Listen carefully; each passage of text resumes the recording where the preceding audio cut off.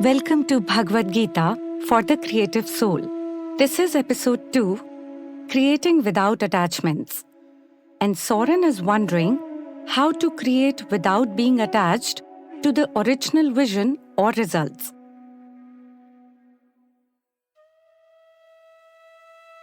As a creative, I often find myself in a state of turmoil. On the one hand, creativity is an integral part of who I am, and I strongly identify with my ability to generate ideas and envision possibilities. Fully immersing myself in a project and working towards a specific outcome is necessary to bring out the best in my creative work. However, this attachment to a creative vision also creates a conflict. It can make me stubborn and resistant to constructive criticism or changes, even when they have the potential to improve the project. It's easy to get caught up in the desire for achievement and recognition. And if the project does not meet my expectations, I experience a feeling of inadequacy, incompetence, and personal defeat. That's why the following verse resonates so deeply with me.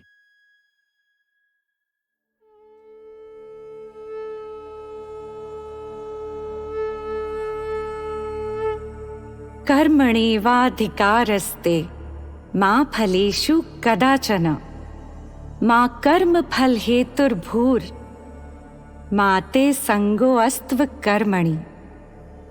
Chapter 2, verse 47. You have the right to do your duties, but not to their outcomes. Do not consider yourself as the reason for the results, but neither should you be attached to inaction. The first two lines are well known amongst lay people like me as karm kar, phal ki chinta na kar, which translates to do your work, do not worry about the fruits. That is the results. Initially, I found it challenging to understand how one could not be concerned about the results. However, what the verse actually says is that I have the right to actions, but not to the outcomes.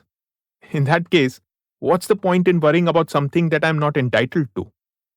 This selfless action, or detached involvement, is called nishkam karm, which is neither negative nor indifferent. When applied to my writing life, I have learned that obsessing over outcomes, such as getting published or seeking appreciation, often leads me to shape my writing according to the audience's preferences. But when I surrender to the process and focus on the act of writing itself, I experience greater enjoyment and fulfillment. And the work I produce is not only my best, but also suits the situation. And whenever I let go of my old ideas, expectations, and worries about the future, something amazing happens. I feel free from the fear of failure.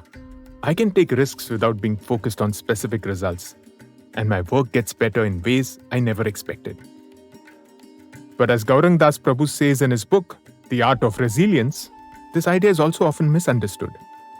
Detachment from results does not mean working without goals. Even in this lack of attachment, I must maintain purpose-driven goals to keep myself aligned with my true north. So how do I create without attachments? Practice detachment mindfully.